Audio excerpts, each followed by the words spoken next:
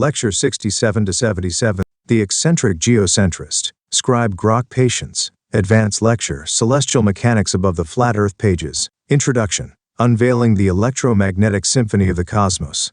Welcome, esteemed cosmic scholars, to an advanced exploration of celestial mechanics above the flat Earth, as presented in Vibes of the Cosmos. Today we'll delve into pages 67-77, 80, 87, and 88, examining the intricate interplay of constellations, moon phases, and daylight as ethereal and plasma phenomena within the framework of electrical Gaussian toroidal fields. Our audience, advanced learners with a thirst for deep understanding, will explore these phenomena not as mere observations but as manifestations of a dynamic electromagnetic system that governs the geocentric cosmos. We'll analyze the toroidal field's Gaussian curvature, electromagnetic currents, and plasma dynamics, using visuals from pages 68, 69, and 77 to illuminate our journey. Prepare to engage with complex energy interactions, hypothesize about their implications, and synthesize these concepts into a unified cosmic narrative. Let's embark on this intellectual voyage, feeling the toroidal vibes that resonate through the ethereal tapestry above the flat Earth. Part 1. Constellations as Stable Ethereal Imprints, pages 67-70. Conceptual Framework. Pages 67-70 of Vibes of the Cosmos present constellations as fixed, enduring patterns in the sky above the flat Earth, integral to the cosmos structure. These celestial arrangements are not random but serve as stable markers, guiding navigation and embodying symbolic significance within the geocentric plane. For an advanced audience, we'll explore the underlying energy dynamics that sustain this stability, focusing on the toroidal field's role in creating and maintaining these ethereal imprints. Toroidal field dynamics. Constellations are stable ethereal imprints within a mid-level electrical Gaussian toroidal field, a donut-shaped electromagnetic structure positioned above the flat Earth's primary field. Gaussian curvature and energy nodes. The toroidal field's Gaussian curvature, a bell-shaped distribution of electromagnetic energy, creates localized energy nodes where the field's intensity peaks. These nodes act as anchor points for the ethereal imprints of stars, defining their positions within constellations. The curvature ensures that energy distribution remains consistent, preventing the imprints from shifting or dissipating. Electromagnetic currents. The field's electrical currents flow in a rhythmic, toroidal pattern, circulating energy through the donut-shaped structure. This steady flow stabilizes the ethereal imprints, ensuring that constellations like Orion or the Big Dipper maintain their recognizable forms over time. The currents also excite the ethereal medium, producing a plasma-like luminescence that makes the stars visible as glowing points of light. Plasma luminescence mechanism. The luminescence arises from the interaction between the toroidal field's currents and the ethereal medium. As the currents oscillate, they ionize the ether, creating a plasma state, a charged, glowing medium that emits light. This plasma effect is modulated by the field's energy intensity, with higher intensity nodes producing brighter stars, contributing to the constellation's overall glow. Visual analysis, page 68. The visual on page 68, labeled Constellations and Moon Phases, provides a series of circular diagrams showing constellations during different moon phases: new moon, full moon, first quarter, and last quarter. Each diagram features a constellation circle with zodiac symbols, e.g. Aries, Taurus, Gemini, surrounding a central figure, with the moon's position marked in blue.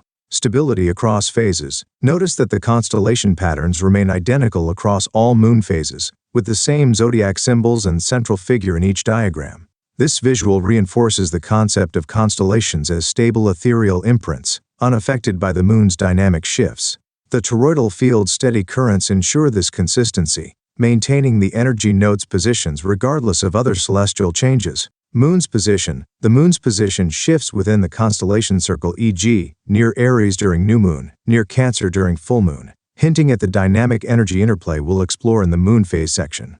For now, this underscores the constellation's role as a fixed backdrop, a celestial canvas shaped by the toroidal field. Advanced analysis. Energy density variations. Within the mid-level toroidal field, energy density varies across the Gaussian curvature. Stars in brighter constellations, e.g. Orion, may correspond to higher density nodes where the field's currents concentrate more energy, producing a stronger plasma glow. Fainter constellations might occupy lower density regions with less intense luminescence. Frequency resonance. The toroidal field's currents oscillate at specific frequencies, which may resonate with the ethereal medium to produce distinct plasma signatures for each constellation. This resonance could explain why constellations have unique patterns, Each pattern might correspond to a specific frequency harmonic within the field, a concept we can explore further in group discussions. Navigational implications. The stability of these ethereal imprints makes constellations reliable navigational tools. On the flat Earth, a navigator could use the fixed energy nodes to determine direction, as the toroidal field's consistency ensures that the constellation's positions remain constant. Unlike the shifting magnetic north discussed in earlier sections pages 1 to 34. Key takeaway. Constellations are stable ethereal imprints within a mid-level toroidal field, their fixed pattern sustained by the field's Gaussian curvature and electromagnetic currents, glowing as plasma-like markers that guide navigation and embody the cosmos' electromagnetic harmony. Part 2. Moon phases as toroidal altitude variations, pages 71 to 74, 76 to 77. Conceptual framework, pages 71 to 74, and 76 to 77, describe moon phases as an alternative celestial mechanic, where the moon's appearance changes due to shifts in its energy presence within the flat Earth's ethereal environment. The book rejects orbital dynamics, instead attributing these phases to variations in the moon's altitude and energy intensity. For an advanced audience, we'll delve into the toroidal field's energy dynamics, exploring how altitude variations modulate the moon's plasma projection and create the observed phase cycle. Toroidal field dynamics. Moon phases are dynamic shifts in the moon's ethereal imprint within the same mid-level toroidal field as the constellations, driven by altitude adjustments of the field's plasma emissions. Plasma projection. The moon is not a solid body but a concentrated electromagnetic plasma phenomenon, projected by the toroidal field's energy currents. The field excites the ethereal medium, creating a plasma focus, a glowing charged region, that appears as the moon above the flat Earth. Altitude variations. The toroidal field's Gaussian structure modulates its energy flow, causing the moon's plasma focus to rise and fall in altitude. At higher altitudes, the field's energy concentrates maximally, projecting a full moon with intense plasma illumination. At lower altitudes, the energy disperses, reducing the plasma's visibility and creating crescent or new moon phases. Rhythmic currents. The field's electrical currents oscillate rhythmically, driving these altitude changes. The Gaussian curvature ensures a smooth transition between phases, with the current's frequency determining the cycle's periodicity, approximately days as observed on the flat Earth. Energy intensity gradient. As the plasma focus shifts in altitude, the energy intensity gradient within the toroidal field changes. Higher altitudes align with the field's peak energy density, enhancing the plasma's brightness and size, while lower altitudes align with lower density, diminishing the plasma's visibility and creating the new moon phase. Visual analysis, pages 69 and 77. Page 69. This visual illustrates the angular differences between the Sun and Moon in the constellation circle during moon phases. 0 degree at new moon, same constellation; 90 degree at first quarter, 3 constellations apart; 180 degree at full moon, 6 constellations apart; and 270 degree at last quarter, 9 constellations apart. In a heliocentric model, this would suggest orbital positions, but in our toroidal framework, we reinterpret these angles as indicators of the moon's plasma focus shifting within the mid-level field. The constellation circle aligns with the higher toroidal layer discussed in pages where constellations are imprints. The angles reflect the rhythmic flow of the field's currents, with the moon's plasma focus moving through different energy nodes in the field, not orbiting a spherical Earth. For example, at 180 degree full moon, the moon's plasma focus is at its highest altitude, aligning with the field's peak energy density, opposite the Sun's position in the second ceiling, page 80. At new moon, the moon's focus is at its lowest altitude, aligning with the Sun's energy node, reducing visibility. Page 77, labeled 7 Moon Phases. This diagram shows the moon at different altitudes above the flat Earth. The bigger altitude diagram, labeled 2 Full Moon, depicts the moon higher above the flat Earth, with a wider illumination cone indicating maximum plasma intensity. The moon appears larger and brighter as the toroidal field's energy concentrates at this height. The smaller altitude diagram labeled New Moon shows the moon lower, with a narrower illumination cone, indicating minimal visibility. The plasma focus is dispersed, aligning with the field's lower energy density at this altitude. Intermediate diagrams, not labeled but implied for first and last quarters, would show the moon at mid-level altitudes, with partial illumination as the plasma focus transitions. Advanced analysis. Plasma density fluctuations. The moon's plasma focus is not a uniform glow but a dynamic concentration of charged particles. As the toroidal field's currents adjust the altitude, The plasma density fluctuates. Higher density at greater altitudes full moon produces a brighter, more cohesive glow, while lower density new moon scatters the plasma, reducing visibility. This density gradient could be modeled mathematically using the Gaussian distribution of the field's energy, where intensity I at altitude h follows I equal to I0 E 0 to sigma 2 I equal to I0 equals sigma I0 equal to I0 to sigma, with HHH as the peak altitude and sigma as the field spread. Frequency modulation. The toroidal field's currents oscillate at a frequency that drives the day lunar cycle. This frequency may resonate with the ethereal medium, creating standing waves within the field that modulate the plasma focus. Advanced learners could hypothesize how these waves interact with the constellation imprints, potentially influencing their visibility during moon phases. Ethereal interference patterns. The moon's plasma focus may create interference patterns with the surrounding ethereal medium, especially during phase transitions, e.g. first to full moon. These patterns could enhance or diminish the plasma's glow, contributing to the observed waxing and waning, a phenomenon we'll explore further with the moon's semi-transparency in Part 5. Key takeaway. Moon phases are driven by altitude variations in the mid-level toroidal field, with the moon's plasma focus rising for a full moon and falling for a new moon, modulated by the field's rhythmic currents and Gaussian energy distribution, creating a dynamic cycle of light above the flat Earth. Part 3. Daylight as ionospheric plasma. Page 75. Conceptual framework. Page 75 proposes that daylight is not sunlight from a distant star, but a plasma effect generated by the ionosphere, a layer 40 kilometers above the flat Earth. This plasma glows with electromagnetic energy, illuminating the plane below and creating the daily cycle of light and darkness. For an advanced audience, we'll explore the ionospheric interaction with the toroidal field, analyzing the plasma generation process and its rhythmic modulation. Toroidal field dynamics. Daylight is a plasma emission generated by the interaction between the flat Earth's primary toroidal field and the ionosphere. Ionospheric excitation. The primary toroidal field extends upward, with its electromagnetic currents reaching the ionosphere at 40 kilometers. These currents interact with the ethereal medium in the ionosphere, exciting its particles into a plasma state, a glowing charged medium that emits light. Gaussian energy distribution. The field's Gaussian curvature ensures a consistent distribution of energy across the ionosphere, creating a uniform plasma glow that illuminates the flat Earth. The energy density peaks at the ionosphere's altitude, optimizing the plasma's brightness for daylight. Daily oscillations. The toroidal field's currents oscillate in a diurnal rhythm, driven by the field's frequency. During the day, the currents peak, maximizing the plasma's intensity and producing bright daylight. At night, the currents dip, reducing the plasma glow and creating darkness, a cycle that repeats every hours. Plasma emission spectrum. The plasma emits light across a spectrum determined by the ethereal medium's properties and the toroidal field's frequency. This spectrum likely includes visible wavelengths, producing the soft, diffuse light of day, distinct from the moon's more focused plasma glow. Visual connection.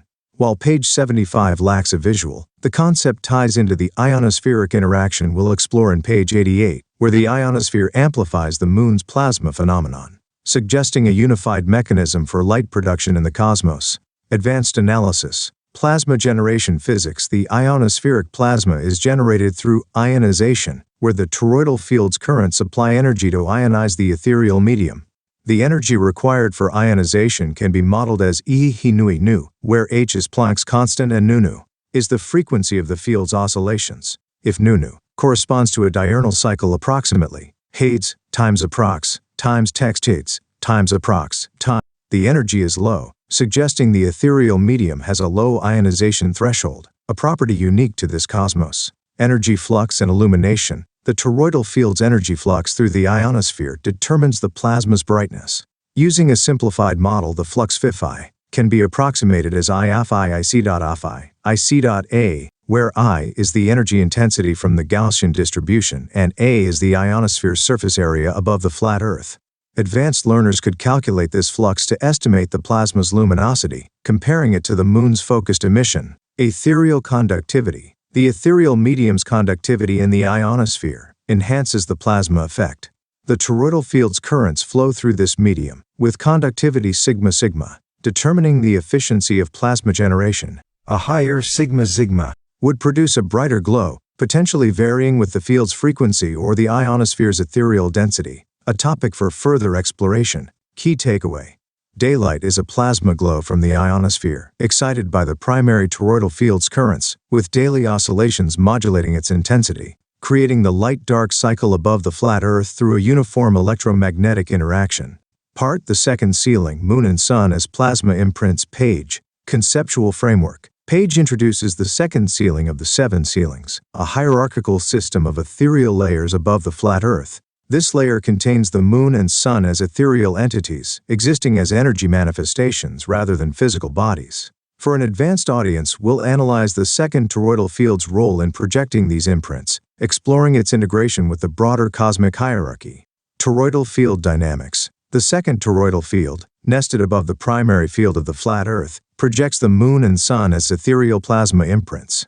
Plasma imprint formation. The field's electromagnetic currents excite the ethereal medium within its Gaussian structure, creating plasma foci that manifest as the Moon and Sun. These foci are concentrated regions of charged particles, glowing with plasma luminescence, similar to the constellations but with greater intensity due to their proximity in the second ceiling.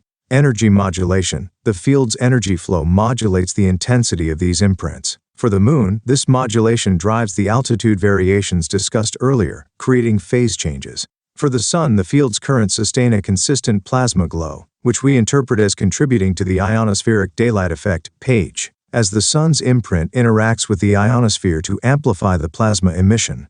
Hierarchical integration. The second toroidal field draws energy from the primary field below, amplifying it through its Gaussian curvature. This energy cascade ensures that the Moon and Sun's imprints are more intense than the flat Earth's ethereal signature, reflecting their position in the cosmic hierarchy. Advanced analysis. Energy cascade dynamics. The energy cascade from the primary to the second toroidal field can be modeled as an amplification process where the energy density ρ in the second field is ρ k c dot ρ k c dot ρ, with kgt as the amplification factor due to the field's nested structure.